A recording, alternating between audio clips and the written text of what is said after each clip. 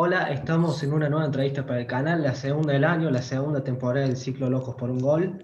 Hoy tenemos un gran invitado, a un ícono del fútbol, a un gran preparador de futbolistas, como lo es Fernando Signorini. Hola Fernando, ¿cómo andás? Hola, buenas noches, ¿cómo les va? Fernando, muy bien Fernando, espero que vos también andes muy bien. Y te quería preguntar primero, ¿cómo has transcurrido esta pandemia que viene de marzo, que ha variado en diferentes fases, ahora con un nuevo rebrote? ¿Cómo lo has vivido vos personalmente? ¿Cómo te has cuidado?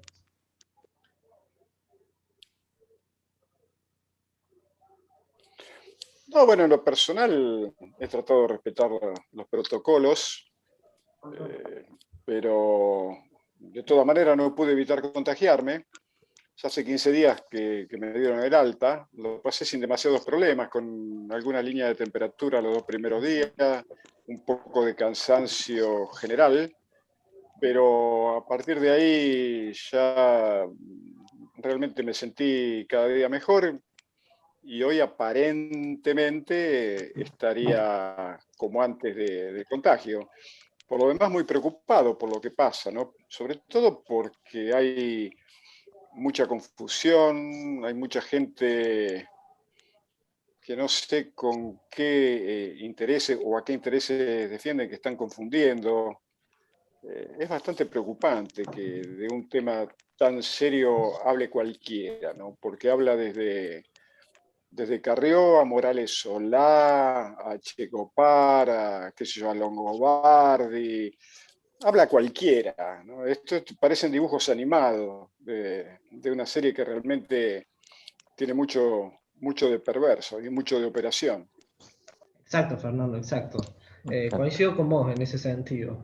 Antes, vamos a dejar de lado un poco la pandemia, porque ya de por sí ya nos desgasta muchísimo.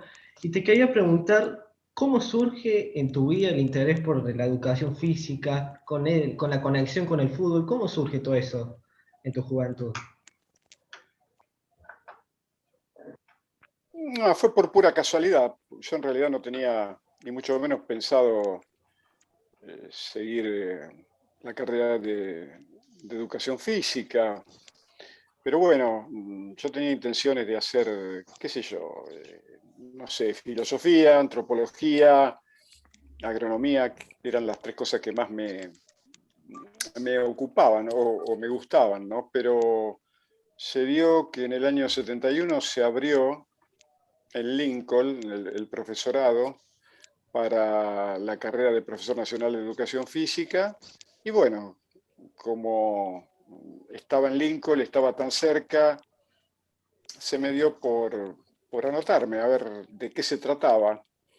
Y después lo que empezó como un juego, después se transformó en mi profesión. Y bueno, la transcurrí.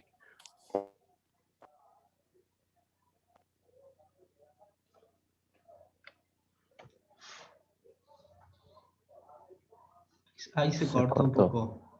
un poco. Sí. Yo escucho perfecto, no sé ustedes. Ahí se volvió la conexión, ahí volvió. Ahí sí, sí, sí. Así que bueno, esa fue la razón por la que decidí inscribirme, sobre todo porque estaba muy cerca de mi casa, ¿no? Porque estudiar cualquier otra carrera hubiera significado viajar a Buenos Aires, a Rosario o a La Plata, pero como lo tenía tan cerca, dije, bueno, primero lo cercano, y así fue que comencé.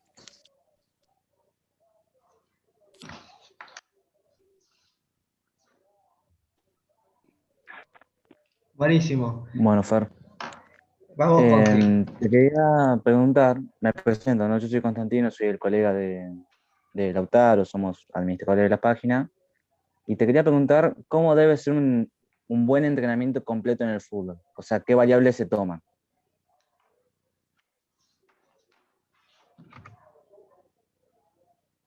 ¿Se me escuchó? ¿Qué variables en qué sentido? En ¿Cómo debería ser el entrenamiento? ¿En qué se puede especificar? No te escucho, ¿eh?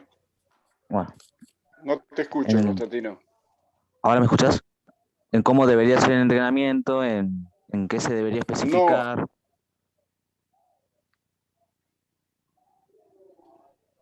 bueno, es muy general, ¿no? Yo creo que todo entrenamiento tiene que respetar la característica específica de cada juego. Yo creo que ya es hora de dejar atrás los métodos por los que se entrenaba en todos los deportes y a todos los jugadores de la misma manera. Hoy en eso se ha avanzado mucho y creo que tenemos que tomar nota de eso. Hay extrañamente quien aún persiste en modos de entrenar que son arcaicos, que derivan del atletismo y que no respetan para nada la especificidad de cada deporte. Creo que el camino a recorrer es precisamente ese, ¿no?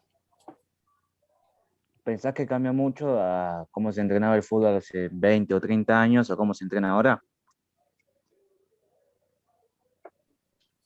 Sí, bueno, porque han cambiado mucho también, han mejorado las infraestructuras, pero en general yo creo que se entrenan mucho mejor en Europa, no en todos lados, pero creo que a partir del Barcelona de Pep se comenzó a recorrer otro camino, afortunadamente porque ganó, porque si hubiera perdido, como siempre, el que pierde no tiene Sí, razón, no tiene mérito, claro. pero Ah, Pep, hoy, Pep, recién Tiene te vi razón. hace un Pep rato, rescató también. te vi hace un rato comentando en Twitter, que te sigo, que pusiste lo siguiente hace un rato, hace una hora. ¿Por qué Guardiola es el único entrenador al que le cuentan los años que no gana la Champions? El resto de los DT ganan siempre. ¿Cuál sería el problema si no gana? ¿Qué pendientes están? Y varios te saltaron con el presupuesto, ¿no? Como si el presupuesto, sí o sí tenés que cuando tenés cierta cantidad de plata, sí o sí tenés que ganar un título como si fuera tan fácil, ¿no? Y aparte se le exige tanto a Pep y en otros equipos como el PSG y el United, no sé si se le exigen eso a esos técnicos. Bueno, porque Pep ha dado mucho fastidio, ¿no? Ha dado mucho fastidio porque fue capaz de construir tal vez uno de los mejores equipos de la historia, y todos aquellos que recorren, no sé, otro camino, ven en él precisamente alguien a quien no hay que tener en cuenta. Yo creo que, mira, estúpidos hay en todos lados, en todo el mundo, son como las hormigas, según la definición de Menotti, ¿no? Entonces, a mí lo que digan los demás, a mí qué me importa. Yo disfruto como un oso con el fútbol de los equipos de Pep, más allá del resultado, ¿viste? Pero estos tipos que exigen tanto, yo les preguntaría, ¿y ustedes qué ganaron? ¿Y qué saben de fútbol? Claro. ¿Cuál es la historia que tienen dentro del fútbol? Porque yo, en ese sentido, me acostumbré muy mal, ¿no? En tener el privilegio, además de haber estado tantos años con Diego, con jugadores de primera línea, pero de haber compartido charlas con Alfredo Di Stefano, con Sibori, con los grandes de la historia del fútbol argentino y con jugadores europeos también que hicieron buena parte de la mejor historia de cada país. Y lo que noto en ellos es, ante todo, un enorme respeto, que es lo que precisamente le falta a estos tipos, que yo creo que, sinceramente, estos hablan, pero si yo lo pusiera al frente de un plantel de 30 o de 30 jugadores y lo dejara solo en el centro del campo, creo que tienen que llevar pañales porque se darían popó del susto que les agarraría, pero hablan, porque hablar es gratis, no se cobra impuesto. Y bueno, así estamos, ¿no? La verdad que sí. También te quería preguntar, ¿cómo llegaste a conocer a Diego, a Maradona, ¿no? En su momento. No, lo conocí en Barcelona en el año 83. Yo había sido autorizado a ver los entrenamientos por César Luis Menotti, que era por entonces el entrenador del Barça. Y bueno, un día también de casualidad eh, pude charlar con él por primera vez y a partir de ahí inició una relación que culminó con esa oferta desmedida de él, inesperada, porque no existía el preparador personal para jugar el deporte de equipo. Eso en el fútbol además lo inventó Diego. Yo fui el privilegiado de que estaba en el lugar indicado en el momento propicio. Y bueno, y a partir de ahí, a partir del 28 de junio del 83, que comenzó una relación que yo diría que todavía dura porque para mí debe andar por ahí escondido en algún lado, ¿no? Yo no le doy el gusto a la puta muerte. Los afectos queridos están siempre con uno, no se van nunca. Eso es verdad. Lindo. También quería preguntarte, todos sabemos o todos tenemos noción al menos de las cualidades a nivel futbolístico y deportivo que tenía Diego Maradona, ¿no? Quería preguntarte qué cualidades destacás a nivel humano de Diego, vos que lo pudiste conocer más, que estuviste con él.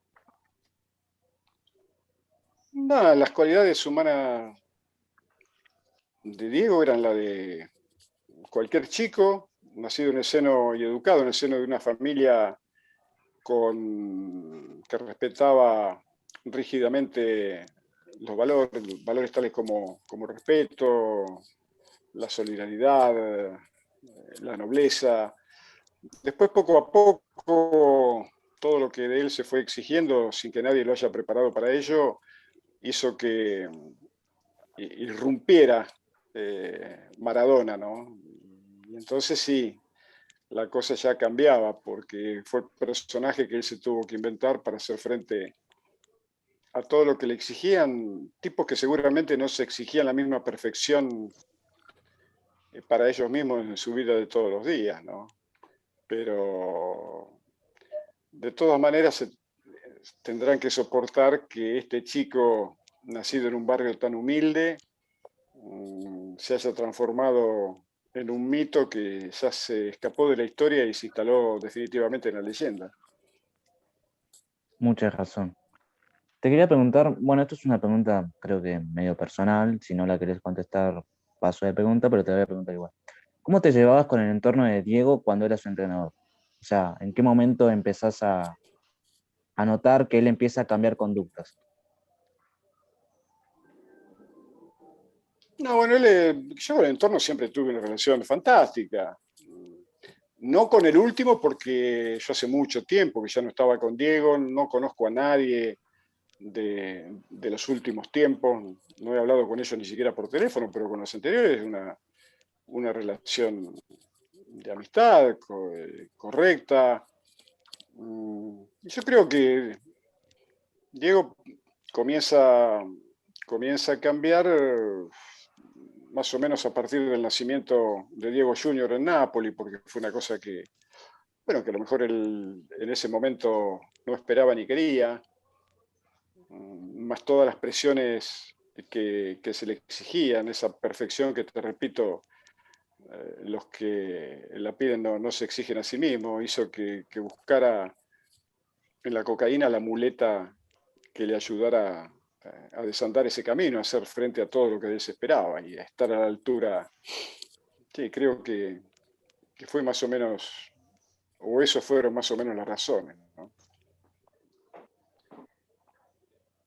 Fernando, cambiando un poco el tema de esto, estuviste también con dos figuras, con Diego y como técnico estuviste mucho tiempo al lado de Menotti. Te quería preguntar, ¿qué significa Menotti en tu trayectoria dentro del fútbol y cómo me podés escribir su filosofía de fútbol?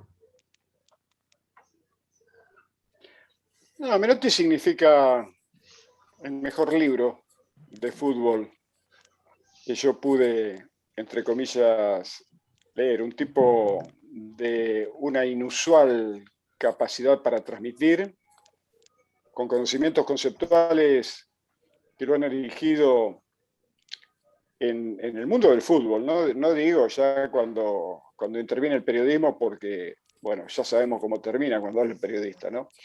Pero en el mundo del fútbol, un tipo sumamente respetado, fundamentalmente por sus pares y en Europa, un tipo que charlaba permanentemente y que era muy amigo además de gente como Rinus Michel, como Ernest Weisweiler. No por algo el mismo Pep Guardiola ha hecho un par de viajes desde Europa a Argentina para cenar con él y hablar de fútbol. Es una de las fuentes de inspiración y de aprendizaje de Pep. Y su filosofía de fútbol tiene que ver simplemente con defender el fútbol como un hecho cultural, ligado mucho más a lo artístico que a lo científico, a manejar 6 o 7 conceptos que son fundamentales, a tener, repito, esa enorme facilidad para en muy poco tiempo hacerle entender al jugador de qué va la cosa, y lo que rescato de él también es su manera de interpretar desde el punto de vista ético el hecho deportivo. Un tipo que siempre ha dicho que ganar es importante, pero mucho más importante es la manera de hacerlo. Quiere decir, privilegiar los medios por sobre los fines y no justificar para lograr los fines cualquier tipo de medio. De eso me parece que es no sé, es el mensaje más importante y lo que siempre me ha seducido y en su momento me acercó a él. La verdad, todos creemos que Menotti ha sido y es una eminencia del fútbol en todo sentido. No creo, salvo los periodistas que por ahí se ponen a comparar con Bilardo, empiezan a hacer comparaciones o dicen cosas sin sentido a veces, los medios, pero bueno, más allá de eso, nadie va a dudar que ha dado mucho por el fútbol y todo lo que decís vos en base a sus filosofías que han transmitido tanto este deporte tan lindo. Te quería preguntar también, con Diego después de jugador, transcurren varios años hasta que nuevamente trabajas con él, pero él como técnico, de cara en el 2008 puede ser, o sea, de cara a las eliminaciones del Mundial y en el mismo Mundial también. ¿Cómo vuelve ese contacto con Diego para que seas el preparador físico de esa selección? No, bueno, simplemente porque a Diego le fue ofrecida la dirección técnica de la selección y ese mismo día recibí una llamada telefónica en el que me invitaba a acompañarlo en esa que iba a ser porque se iba a transformar en una maravillosa aventura, ¿no? En cuanto a la convivencia, con un plantel de chicos fantásticos, en su mayoría muy jóvenes, pero fue simplemente por eso, ¿no? Era algo inesperado porque nadie pensaba que Grondona lo pudiera llamar a él, pero bueno, felizmente ocurrió y fue una manera de ponerle una guinda sobre el postre de mi carrera. Lo único que me faltaba era estar en el cuarto mundial, pero con Diego como director técnico. Exacto, y te quería preguntar también ese Mundial 2010, ¿cómo lo vivieron a nivel grupal todos? Y te quería preguntar cómo lo veías a Messi, que era tan joven. Y después vamos a hacer hincapié en aspectos psicológicos, porque hace pocos meses Messi dice, necesitaría ir en algún momento al psicólogo, ¿no? Después vamos a hacer hincapié en todas las presiones que pueda haber en el fútbol, en cómo infieren, pero te quería preguntar más allá de eso, después de entrar de eso, cómo se vivió ese mundial a lo grupal, con gente joven y gente bastante experimentada. Bueno, yo puedo decir cómo lo viví yo, ¿no? Sí, sí, sí. En ese sentido, cada uno.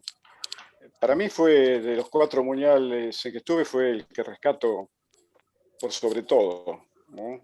Más allá del resultado final, que siempre a mí es lo que menos me interesa. Lo que me interesa en todo caso es la relación que uno establece con los jugadores y sobre todo con ellos porque, como vos decías, era un grupo de jugadores muy jóvenes en su mayoría. De hecho, Lío llegó con 22 años, cumplió 23 durante la disputa del Mundial, pero estaba en esa franja etaria, estaba Di María, estaba el Kun, estaba Pipita, Pastore, Otamendi. Había un montón de jugadores de los que nosotros sabíamos que seguramente su mejor expresión como futbolistas la iban a lograr en el próximo Mundial, en el de Brasil, porque también un tal Diego Maradona, a la edad de Lío en el 82, no pudo controlar sus emociones y, bueno, de hecho terminó expulsado en el partido contra Brasil. Pero fueron 43 días de una convivencia maravillosa. Y te repito, después terminó como tiene que terminar, ante un equipo poderoso como el alemán, pero yo me retiré con la absoluta tranquilidad de saber que los chicos se habían dado absolutamente todo.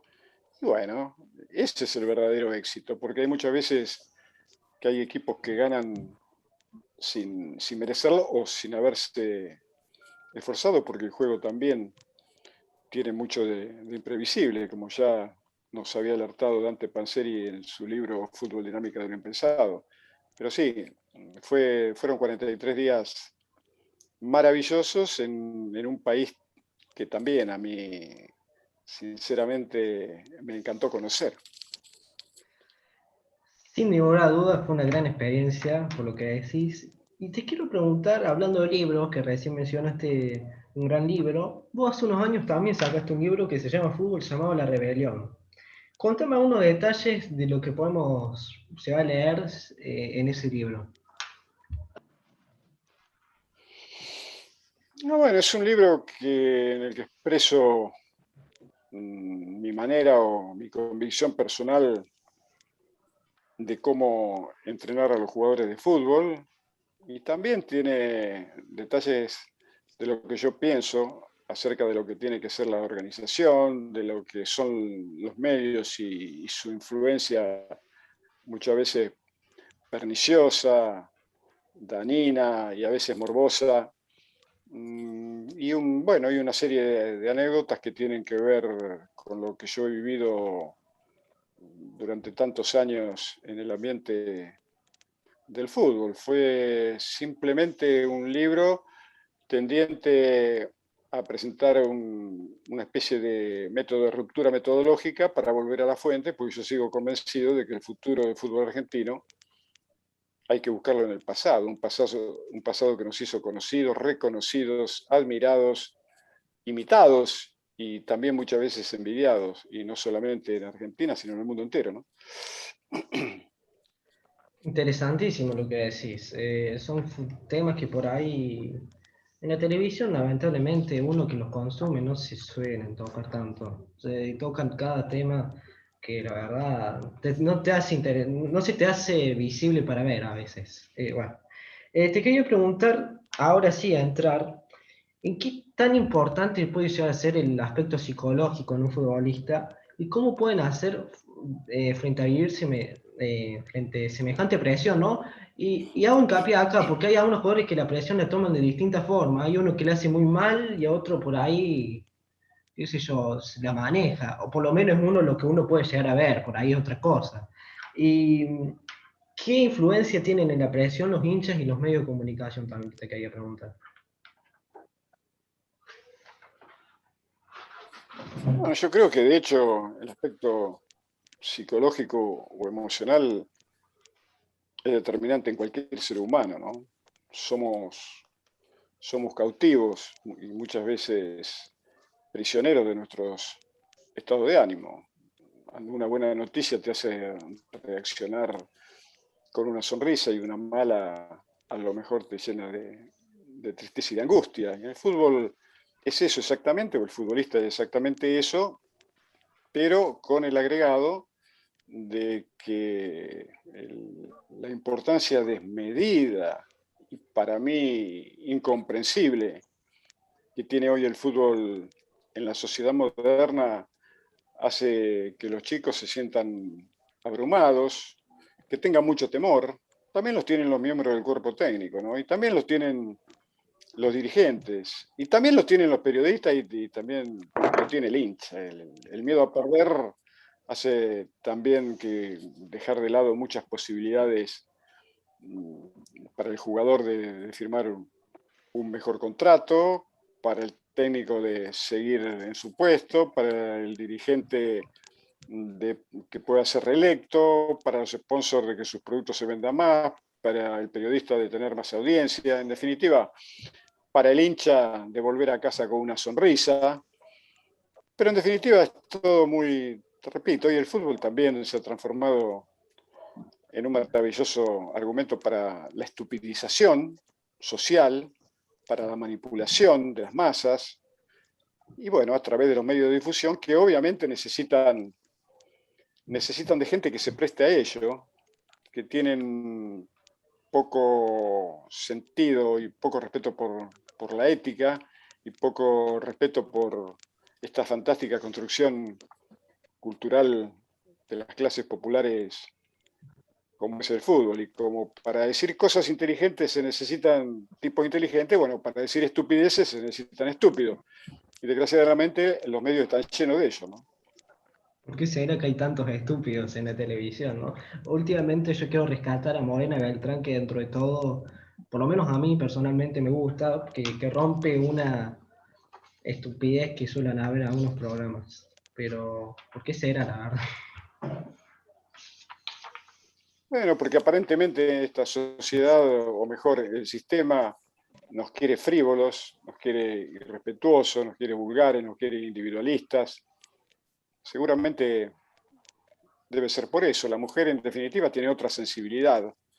Y a mí me parece fenomenal que vayan poco a poco ocupando espacios que ocupan estos tipos, que te repito, sinceramente, si un día se dan cuenta de lo que son, la van a pasar muy mal. Exacto. Exacto, coincido totalmente con ahí con lo que queda. Bueno, no, ya vamos a ir terminando porque ya más o menos es media hora. La última pregunta sería ¿cómo ves actualmente a la selección argentina y si te agrada o te gusta Scaloni? O sea, su idea de juego y el proyecto que está llevando a cabo. ¿Sabe lo que pasa, Constantino? Que hoy es muy difícil jugar a la selección argentina porque es todo un mamarracho, ¿no?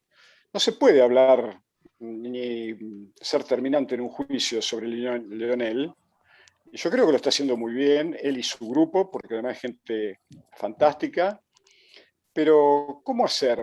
Es lo mismo, a ver, que un director de orquesta tenga que actuar en un gran escenario, no sé, en el Colón, en la Scala de Milán, y de pronto tenga a los músicos una semana cada 3 meses y que en esa semana tenga que hacer 2 grandes conciertos sin tiempo para ensayar.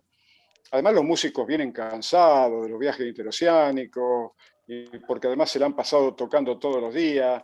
Creo que es todo un gran mamarracho el fútbol mundial, y en eso tiene que ver esto del interés, que el gran negocio, como dijo Menotti cuando la pelota saltó de los terrenos de juego a los escritorios, el fútbol dejó de ser, y creo que para siempre, lo que alguna vez fue. Hoy es el negocio el que impera en el deporte y no se respetan elementales normas que tienen que ver, repito, con valores que sin ellos la sociedad va camino hacia el abismo, hacia un abismo del que después va a ser muy difícil salir. Y confunden sobre todo a las nuevas generaciones con tipo de mensajes que son verdaderamente perversos. Entonces yo creo que Leonel está haciendo dentro de todo lo que puede, como en el pasado lo han hecho otros entrenadores. No olvides que Menotti, cuando jugó el Mundial del 78, tuvo 4 meses a los jugadores a su disposición para entrenar 2 o 3 veces por semana. Nosotros cuando estuvimos con Diego en la selección, tuvimos 9 días de preparación y ya en pretoria para enfrentar el Mundial. Lo mismo antes le había pasado a otros entrenadores, le siguió pasando y sigue pasando ahora. Entonces, más que nunca, la suerte de la selección está ligada al azar, a que ese día le suene la flauta a los mejores jugadores, pero el fútbol ya ha dejado de ser lo que es y no va a volver a serlo. De eso no tengo absolutamente ninguna duda, sobre todo el fútbol del superprofesionalismo, que como siempre repite también el esquema capitalista en la era neoliberal, un pequeño grupo de equipos poderosísimos y centenares o miles de otros que se debaten y siguen compitiendo de cualquier manera. Imagínate que el 1% de la población mundial detenta el 85% de la riqueza del planeta. Bueno, el fútbol pasa igual.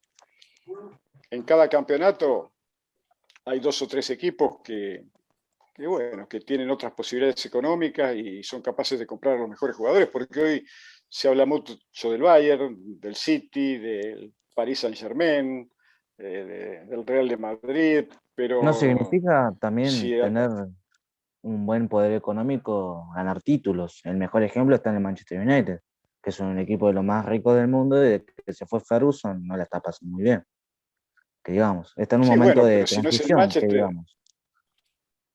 si no es el Manchester es el Bayern, y si no es el Bayern, pero hay un grupo de 10 equipos que son siempre lo mismo.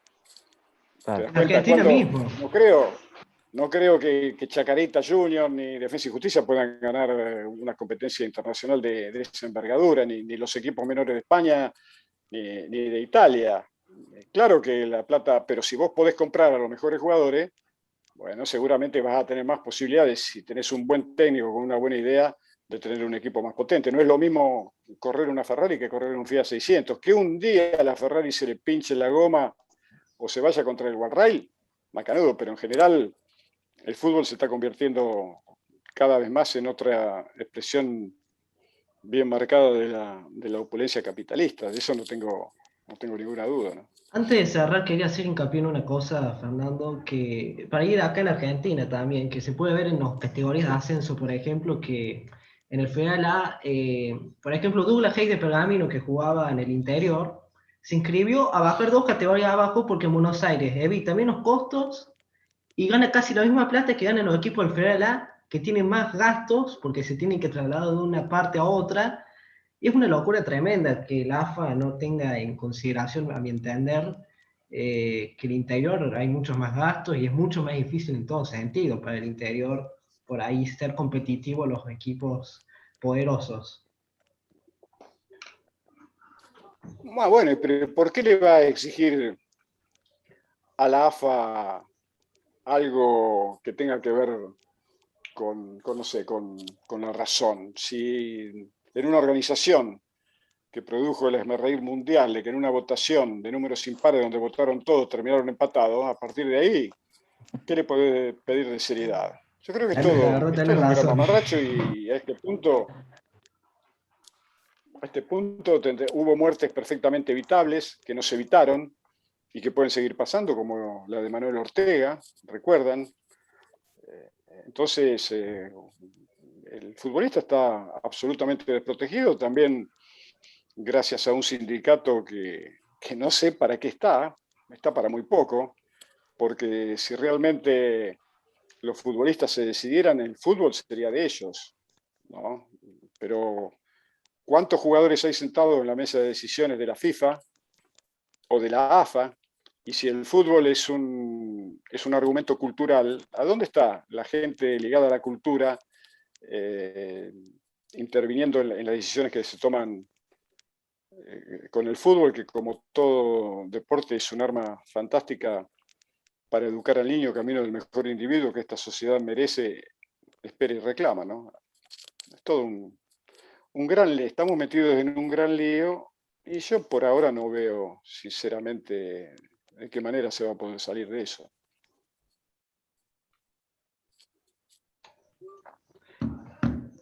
La verdad, un mensaje totalmente que estoy de acuerdo con vos, Fer. No te quiero quitar más tiempo, espero que lo hayas pasado bien y que te hayas sentido cómodo, que hayas podido expandirte en tus ideas y para nosotros fue un gusto hacerte una entrevista, así que espero del otro lado que también lo hayas pasado bien. Bueno, Macanudo, chicos, un saludo, cuídense mucho porque la cosa está cada vez más complicada y sobre todo si se van a dedicar a esta profesión, sean respetuosos de la historia, ¿no? Porque sin ella yo tampoco estaría acá. Yo soy lo que, y hice lo que pude hacer gracias al fútbol y sobre todo a los futbolistas. Y siempre, siempre tuve en claro, y no solamente para el fútbol, sino para la vida de todos los días, que capacitarse y ser respetuoso son dos valores que no podemos perder si queremos una sociedad mejor, ¿no? Totalmente, Fer. Totalmente. ¿Querés No. comentar algo más, Conti? Bueno, no, te quería agradecer por tu tiempo, por la entrevista y espero que una vez se termine esta pandemia, algún día te pueda ver, no sé. Muchísimas gracias por esto, la verdad que es nosotros no tenemos ningún tipo de ganancia con esto, es un hobby que hacemos porque en medio de la pandemia estábamos aburridos y bueno, a ver, ¿qué hacemos? Una página de fútbol, bueno, hagamos. Y le vamos preguntando a personas que dentro del mundo del fútbol son, entre comillas, famosas o reconocidas, si quieren hacer una entrevista con nosotros. La mayoría, así en criollo, no nos da pelota. Y usted es una actitud muy valorable que usted nos haya contestado y haya organizado todo esto, igual que nosotros. Quiero remarcar una cosa. Generalmente nos dan más atención la gente más post 40 años, vamos a decir. Así que estas actitudes siempre se valoran a medios como nosotros que hacemos este hobby, que por ahí en un momento, en un futuro ya no se va a transformar en hobby, tenemos un impacto fuerte en las redes y ojalá que esta entrevista la puedan ver mucha gente. Bueno, yo recuerdo para terminar un verso de Atahualpa Yupanqui cuando dice que la vanidad es yuyo malo que envenena toda huerta.